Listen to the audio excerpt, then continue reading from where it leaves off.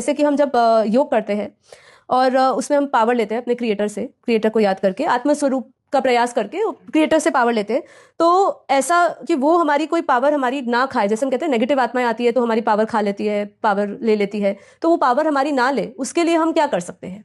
ओरा को सील कर दो। तो इसको कितनी बार करना चाहिए, कैसे करें?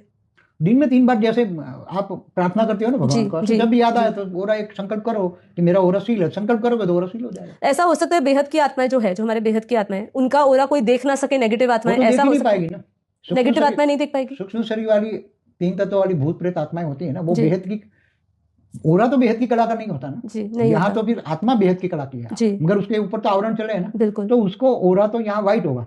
मगर जहाँ व्हाइट ओरा होता है तो भूत प्रेत समझ जाते हैं कि व्हाइट ओरा में पावर ज्यादा है। अच्छा। तो वो ओरा में घुस जाते हैं, मगर वो ओरा में आते ही वो डाइल्यूट हो जाते हैं। अच्छा। भूत प्रेत जो पावर लेने वाली आत्माएं आती है ना, तो जब पावरफुल व्हाइट ओरा होता है ना उसमें, तो वो आत्माएं डाइल्यूट हो जाती है, आत्मा ही नहीं रहेगी, खत्म हो जाएगी। इसलिए कई बार आत्माएं, भूत प्रेत आत्माएं डरते हैं एकदम व्हाइट ओरा से, तो उसमें नहीं आते, ब्लैक ओरे में घुसते हैं। अच्छा, ठीक है।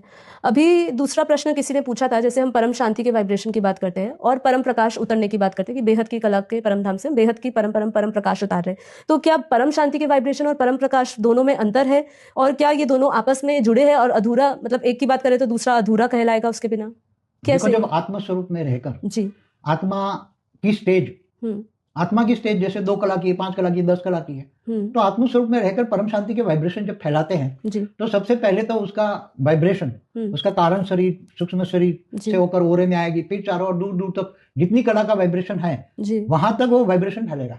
तो वाइब्रेशन में तो परम शांति है ना जी, तो परम शांति शब्द में ही परम लाइट होती है। अच्छा, परम शांति शब्द ही ऐसा है कि उसके अंदर परम लाइट होती है, तो वो साथ में जुड़े ही हुए हैं, साथ में जुड़े हुए, अलग नहीं हो सकते, मगर क्वालिटी अलग अलग हो सकती है जी। वो आत्मा की कला की पावर पर है, अगर कितने स्ट्रांग उसके वाइब्रेशन जा रहे हैं, पावर, तो अगर पावर आत्मा की कला की, एक कला की वाइब्रेशन है, एक कला की पावर की वाइब्रेशन है, तो एक कला का पावर वाइब्रेशन में है, परम शांति के वाइब्रेशन में एक कला की परम लाइट कह सकते हैं। हाँ, एक कला की परम लाइट है, जा सकता है।